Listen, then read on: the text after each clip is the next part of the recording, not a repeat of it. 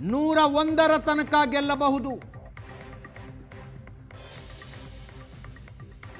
2/3 majority ಬಿಜೆಪಿಗೆ ಬರುವ ಸಾಧ್ಯತೆಯ ಭವಿಷ್ಯ ನುಡಿತಾ ಇದ್ದಾವೆ ಬಹುತೇಕ ಎಕ್ಸಿಟ್ ಪೋಲ್ಗಳು.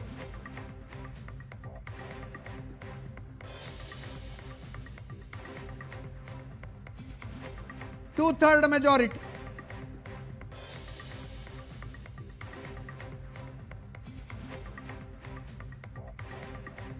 ಹಿಮಂತ ಬಿಸ್ವಾ ಶರ್ಮಾ ನೇತೃತ್ವದಲ್ಲಿ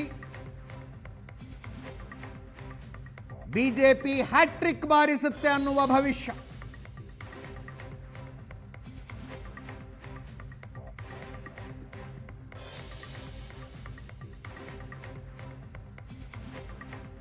ಒಟ್ಟಾರೆ ಈಶಾನ್ಯ ಭಾರತಕ್ಕೆ ಬಿಜೆಪಿಗೊಂದು ನಾಯಕತ್ವ ಕೊಟ್ಟಂತೆ ಕಾಣಿಸ್ತಾ ಇದ್ದಾರೆ ಹಿಮಂತ ಬಿಸ್ವಾ ಶರ್ಮಾ.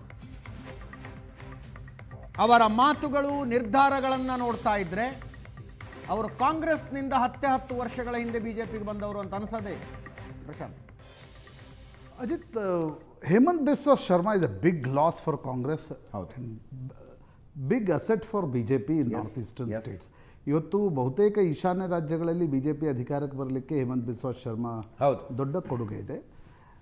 ಅಸ್ಸಾಂನಲ್ಲಿ ಡಿಲಿಮಿಟೇಷನ್ ಎಕ್ಸಸೈಸ್ನ ನಂತರ 3ನೇ ಬಾರಿಗೆ ಮತ್ತೆ ಬಿಜೆಪಿ ಅಧಿಕಾರ ಹಿಡಿತಕ್ಕಂಥದ್ದು. ಯಾಕಂದರೆ ತರುಣ್ ಗೊಗೊಯ್ ಏನಿದ್ರು, ಗೌರವ್ ಗೊಗೊಯ್ ತಂದೆ 15 ವರ್ಷ ಅಧಿಕಾರದಲ್ಲಿ.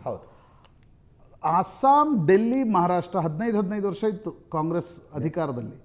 ಈಗ ಬಿಜೆಪಿ 15ನೇ ವರ್ಷ, ಅಂದರೆ ಈ ಬಾರಿ ಒಂದು ಕಂಫರ್ಟಬಲ್ ವಿಕ್ಟ್ರಿ ತೋರಿಸ್ತಾ ಇರ್ತಾರೆ. ತರುಣ್ ಗೊಗೊಯ್ ನಂತರ ಕಾಂಗ್ರೆಸ್ನಲ್ಲಿ ತಾವು ಮುಖ್ಯಮಂತ್ರಿ ಆಗಬೇಕು ಅಂತ ಹಿಮಂತ ಬಿಸ್ವಾ ಶರ್ಮಾ ಆಸೆ ಇಟ್ಕೊಂಡಿದ್ರು. ತರುಣ್ ಗೊಗೊಯ್ ತಮ್ಮ ಪುತ್ರನನ್ನ ಯಾವಾಗ ಪ್ರಮೋಟ್ ಮಾಡೋದಕ್ಕೆ ಶುರು ಮಾಡಿದ್ರು, ಆ ಸ್ಟೋರಿ ಓದಬೇಕಾದ್ರೆ ಗುಲಾಂ ನಬಿ ಆಜಾದ್ರ ಆಟೋಬಯೋಗ್ರಫಿ ಓದಬೇಕು. ಹೇಮಂತ್ ಬಿಸ್ವಾ ಶರ್ಮಾ ಕಾಂಗ್ರೆಸ್ ಹೈಕಮಾಂಡ್ ಹೇಳ್ತಾರೆ, ನನ್ನ ಬಳಿ 50 ಜನ ಶಾಸಕರಿದ್ದಾರೆ, ನನ್ನನ್ನು ಮುಖ್ಯಮಂತ್ರಿ ಮಾಡಿ ಅಂತ. ಸೋನಿಯಾ ಗಾಂಧಿ ಗುಲಾಂ ನಬಿ ಆಜಾದ್ಗೆ ಫೋನ್ ಮಾಡಿ ಹೇಳ್ತಾರೆ, ಹೋಗಿ ಅಸ್ಸಾಂಗೆ ಅಂತ. ಗುಲಾಂ ನಬಿ ಆಜಾದ್ ಮೊದಲು ಅವರನ್ನು ಕರೆಸ್ಕೊಳ್ತಾರೆ. ತರುಣ್ ಗೊಗೊಯ್ ಬರೀ 7 ಜನ MLA ಇರ್ತಾರೆ, ಅವರು ಬರಲ್ಲ. ಹೇಮಂತ್ ಬಿಸ್ವಾ ಶರ್ಮಾ 50 MLA ಜೊತೆ ಬರ್ತಾರೆ. ಸೋನಿಯಾ ಗಾಂಧಿ ಇದನ್ನು ಬ್ರೀಫ್ ಮಾಡಿದ್ಮೇಲೆ ಸೋನಿಯಾ ಗಾಂಧಿ ಹೇಳ್ತಾರೆ, ಇಲ್ಲ ನೀವು ಗುವಾಹಟಿಗೆ ಹೋಗಿ ಅಲ್ಲಿ ಎಲ್ಲರ ಜೊತೆ ಮಾತಾಡಿ ಚೇಂಜ್ ಆಫ್ ಲೀಡರ್ಶಿಪ್ ನಿರ್ಣಯ ತೆಗೆದುಕೊಳ್ಳಿ ಅಂತ. ಆಗ ರಾಹುಲ್ ಗಾಂಧಿ ಹೇಳ್ತಾರೆ, ನೇ ಓ ಮತ್ ಕರೋ, ಗೊಗೊಯ್ಗೋ ಕಂಟಿನ್ಯೂ ಕರ್ನಾ, ಉಸ್ಕೋ RSS ಜಾನೆ ದೋ ಅಂತ ಹೇಳ್ತಾರೆ. ಗುಲಾಂ ನಬಿ ಆಜಾದ್ ಇದನ್ನು ಆಟೋಬಯೋಗ್ರಫಿಯಲ್ಲಿ ದಾಖಲಿಸಿದ್ದಾರೆ. ಆಗ ಹೋದ Himanta Biswa Sarma is proving costly for Congress. ಅದು ಬರೀ ಅಸ್ಸಾಂ ಅಲ್ಲ. ನಂತರ ಹಿಮಂತ ಬಿಸ್ವಾ ಶರ್ಮಾ ಬಂದು ರಾಹುಲ್ ಗಾಂಧಿ ಅವರನ್ನು ಭೇಟಿ ಆಗ್ತಾರೆ. ಅದನ್ನ ರಾಹುಲ್ ಗಾಂಧಿ ಅವರನ್ನ ಟ್ರೋಲ್ ಮಾಡುವುದಕ್ಕೆ ಬಳಕೆಯಾಗುವಂತಹ ಹೇಳಿಕೆಯನ್ನು ಅವರು ಮಾಧ್ಯಮಗಳ ಮುಂದೆ ಕೊಟ್ಟರು. Himanta Biswa Sarma is a more of a DK Shivakumar of Assam politics. ಆ ಕಾರಣದಿಂದ ಕೂಡ ಹೇಮಂತ್ ಬಿಸ್ವಾ ಶರ್ಮಾ ಪುನರಪಿಯಲ್ಲಿ 3ನೇ ಬಾರಿ ಅಧಿಕಾರ ಹಿಡಿತಕ್ಕಂಥದ್ದು ಕಾಂಗ್ರೆಸ್ಗೊಂದು ರೀತಿಯಾಗಿರ್ತಕ್ಕಂಥ ದೊಡ್ಡ ಹೊಡೆತ. ಯಾಕಂದರೆ ಈ ರೀತಿ ವಿಧಾನಸಭಾ ಚುನಾವಣೆಯಲ್ಲಿ ನೋಡಿ, ಗುಜರಾತ್ನಲ್ಲಿತ್ತು 95ಇಂದ ಬಿಜೆಪಿ ಅಧಿಕಾರ. ಮಧ್ಯಪ್ರದೇಶ್ ಹೆಚ್ಚು ಕಡಿಮೆ 2004ರಲ್ಲಿ ಉಮಾಭಾರತಿ ಬಂದ ನಂತರ 22ನೇ ವರ್ಷ ಬಿಜೆಪಿ ಅಧಿಕಾರದಲ್ಲಿದೆ. ಉತ್ತರ ಪ್ರದೇಶ್ 2 ಟರ್ಮ್ ಆಯಿತು. ಬಿಹಾರ್ ಆಲ್ಮೋಸ್ಟ್ 2005ಇಂದ ಅಧಿಕಾರದಲ್ಲಿದೆ. ಹೌದು. ಹಾಗಿರುವಾಗ ನಿಮಗೆ ಇನ್ನೊಂದು ಈಗ ಕರ್ನಾಟಕದಲ್ಲಿ ನೀವು ಆಲ್ಟರ್ನೇಟಿವ್ ಬರ್ತಾ ಇದ್ದೀರಿ. ಅಸ್ಸಾಂನಂಥ ರಾಜ್ಯ ಎಲ್ಲಿ ಕಾಂಗ್ರೆಸ್ನ ಸ್ಟ್ರಾಂಗ್ ಹೋಲ್ಡ್ ಇತ್ತು, ಅಸ್ಸಾಂ ಗಣ ಪರಿಷತ್ ಪ್ರಫುಲ್ ಕುಮಾರ್ ಮಹಂತ ಬಂದಿದ್ದು ಒಂದೇ ಸಲ. ಹೌದು. ಅಲ್ಲಿ ನಿಮ್ಮ ನಾಯಕರು ಹೋಗಿ ಬಿಜೆಪಿಯನ್ನು ಅಧಿಕಾರಕ್ಕೆ ತರ್ತಾ ಇರತಕ್ಕಂಥದ್ದು, ನಿಮ್ಮ ಡಿಸಿಷನ್ ಮೇಕಿಂಗ್ನಲ್ಲಿ ಏನಾದರೂ ಒಂದು ತೊಂದರೆ ಇದ್ದೇ ಇರಬೇಕಲ್ವಾ. ಹಿಮಂತ ಬಿಸ್ವಾ ಶರ್ಮಾ ತೆಗೆದುಕೊಳ್ಳುವ ನಿರ್ಣಯಗಳನ್ನು ನೋಡಿದ್ರೆ ಸಂಘದ ಶಾಖೆಯಲ್ಲೇ ಹುಟ್ಟಿ ಬೆಳೆದು ಬಿಜೆಪಿಯ ನಾಯಕರಾದವರು ತೆಗೆದುಕೊಳ್ಳುವ ನಿರ್ಣಯಗಳನ್ನು ತಿರ್ತವೆ. Is from Assam Gana Parishad actually. ಅವರೇನು ಕಾಂಗ್ರೆಸ್ನ ಕೇಡರ್ನವರಲ್ಲ, ಸ್ಟೂಡೆಂಟ್ ಲೀಡರ್. ಎಸ್.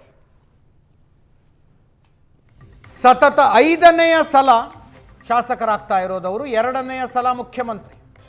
ಸರ್ಬಾನಂದ್ ಸೋನಾವಾಲಾ ಅವರ ಕ್ಯಾಬಿನೆಟ್ನಲ್ಲಿ ಪ್ರಮುಖ ಖಾತೆಗಳನ್ನು ಹೊಂದಿದ್ರು. ಅದಾದ ನಂತರ ಮುಖ್ಯಮಂತ್ರಿ ಆದರು. ಈಗ 2ನೇ ಸಲ ಭಾರೀ ಬಹುಮತದೊಂದಿಗೆ ಮತ್ತೊಮ್ಮೆ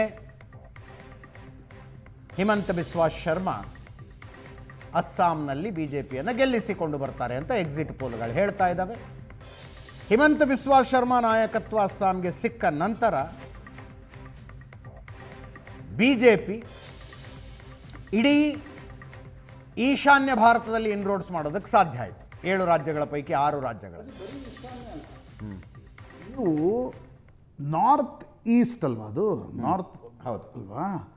ಈಶಾನ್ಯದ ಜೊತೆಗೆ ಈಸ್ಟರ್ನ್ ಇಂಡಿಯಾದಲ್ಲಿ ಎಲ್ಲಿದೆ ಕಾಂಗ್ರೆಸ್ ಇವತ್ತು? ಒಡಿಸ್ಸಾದಲ್ಲಿಲ್ಲ, ವೆಸ್ಟ್ ಬೆಂಗಾಲ್ದಲ್ಲಿಲ್ಲ, ಜಾರ್ಖಂಡ್ನಲ್ಲಿ ಹೇಮಂತ್ ಸೊರೇನ್ ತನ್ನ ಬಲದ ಮೇಲೆ ಇದ್ದಾರೆ ಬಿಟ್ರೆ ನೀವಿಲ್ಲ. ಹೌದು, ಬಿಹಾರದಲ್ಲಿ ನೀವಿಲ್ಲ. ಈಶಾನ್ಯದ ಬಾಗಿಲು ಅಂತ ನಾವು ಅಸ್ಸಾಮನ್ನು ನೋಡ್ತೀವಿ. ಅಸ್ಸಾಂನಲ್ಲಿ ಕಾಂಗ್ರೆಸ್ 3ನೇ ಬಾರಿಗೆ ಅಧಿಕಾರಕ್ಕೆ ಬರೋಲ್ಲ ಅನ್ನೋದನ್ನು ಎಕ್ಸಿಟ್ ಪೋಲ್ಗಳು ಹೇಳ್ತಾ ಇವೆ. ನೀವು ದಿಲ್ಲಿಯ ಕನಸನ್ನು 29ರಲ್ಲಿ ಕಾಣ್ತಿದ್ರೆ you have to wrest power in the state elections from BJP. Correct. ಅದಾದಾಗ ಮಾತ್ರ ಅದು ಸಾಧ್ಯ ಆಗುತ್ತೆ.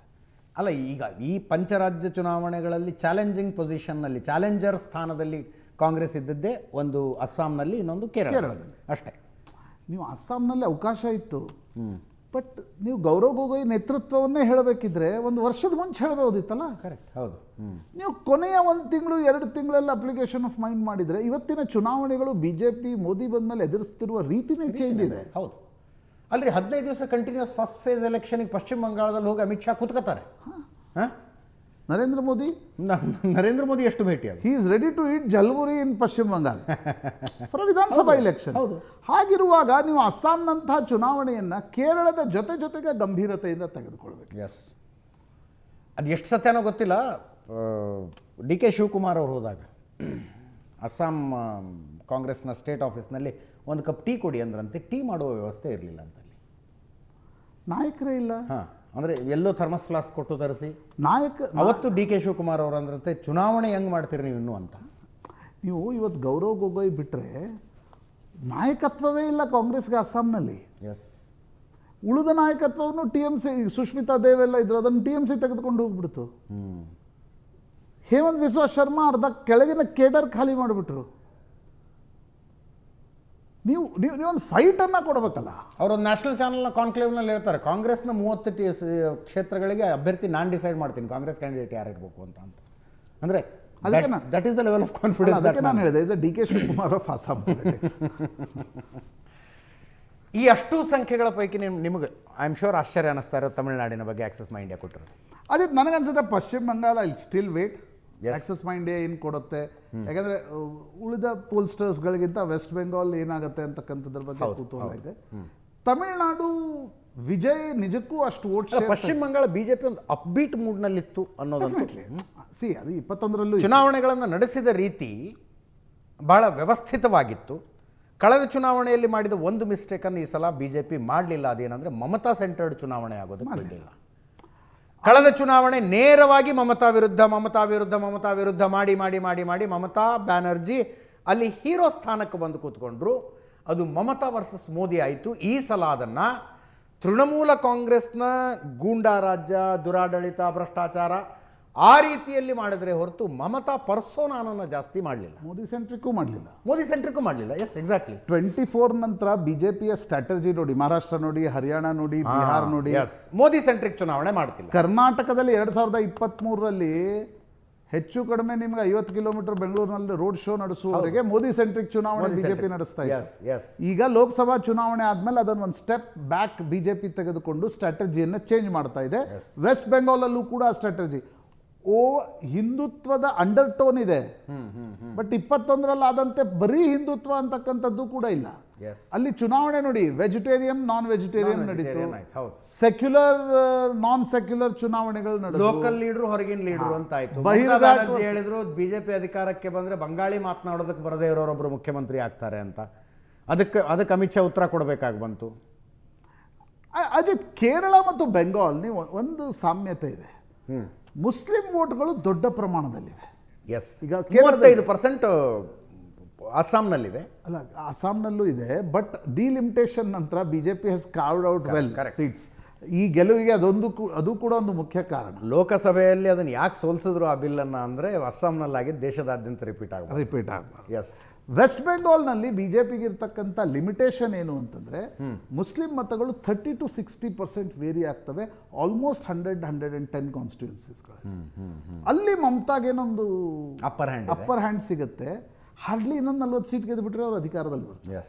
BJPಗೆ ಅದು ದೌರ್ಬಲ್ಯನೂ ಹೌದು, ಬಿಜೆಪಿಯ ಸಾಮರ್ಥ್ಯನೂ ಹೌದು. ದೊಡ್ಡ ಪ್ರಮಾಣದಲ್ಲಿ ಮುಸ್ಲಿಂ ವೋಟ್ಸ್ ಇರೋದ್ರಿಂದ ಬಿಜೆಪಿಯ ಆಂಟಿಪೋಲರೈಸೇಷನ್ ಆಗುತ್ತೆ. ಅದು ಬಹಳ ಸುಲಭವಾಗಿತ್ತು. ಪೊಲರೈಸೇಷನ್ ಅನ್ನೋದು ಎರಡು ಅಲಗಿನ ಕತ್ತಿ ಇದ್ದಂಗೆ. ಮುಸ್ಲಿಂ ಮತಗಳು ನಮಗೆ ಬರ್ತವೆ ಅನ್ನುವ ಅಪ್ಬೀಟ್ ಮೋಡ್ನಲ್ಲಿ ಒಂದು ಪಕ್ಷ ಹೊರಡುವುದು, ಇನ್ನೊಂದು ಪಕ್ಷಕ್ಕೆ ಅಡ್ವಾಂಟೇಜು ಆಗುತ್ತದು. ಆಂಟಿಪೋಲರೈಸೇಷನ್. ಬಟ್ ಇಡೀ ಅಜಿತ್ ಪೊಲಿಟಿಕಲ್ ದೃಷ್ಟಿಯಿಂದ ಒಂದು ವೇಳೆ ಆಕ್ಸಸ್ ಮೈ ಇಂಡಿಯಾದ ತಮಿಳ್ನಾಡು ಪ್ರೆಡಿಕ್ಷನ್ ಕರೆಕ್ಟ್ ಆದರೆ ಪ್ರದೀಪ್ ಅಂದ್ರೆ ಅದೇನೋ ಹೆಗಲ ಮೇಲೆ ಹೊತ್ಕೊಂಡು ಕುಣಿದು ಬಿಡ್ಬೇಕು. ಅಲ್ಲ, ಕವಿ ಕಾಣದ್ದನ್ನು ಅದೇ ಹೇಳ್ತಾರಲ್ಲ, ರವಿ ಕಾಣದ್ದನ್ನ ಕವಿ ಕಂಡ, ಕವಿ ಕಾಣದನ್ನು ಪತ್ರಕರ್ತ ಕಂಡ ಅಂತ. ಪತ್ರಕರ್ತನೂ ಕಾಣದೇ ಇರೋದನ್ನ ಪೋಲ್ಸ್ಟರ್ಗಳು ಕಾಣಿಸ್ತಾರೆ ಅಂತ. ಹಂಗಾಗತ್ತದು, ನಿಜವಾಗ್ಲೂ ಹಂಗಾಗತ್ತೆ.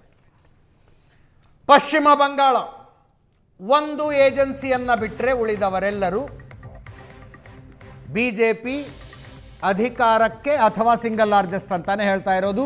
ಪೋಲ್ ಆಫ್ ಪೋಲ್ ನೋಡ್ತಾ ಇದ್ದೀರಿ. 155 ಬಿಜೆಪಿ, 134 TMC. ಕಾಂಗ್ರೆಸ್ ಮತ್ತೊಮ್ಮೆ 0.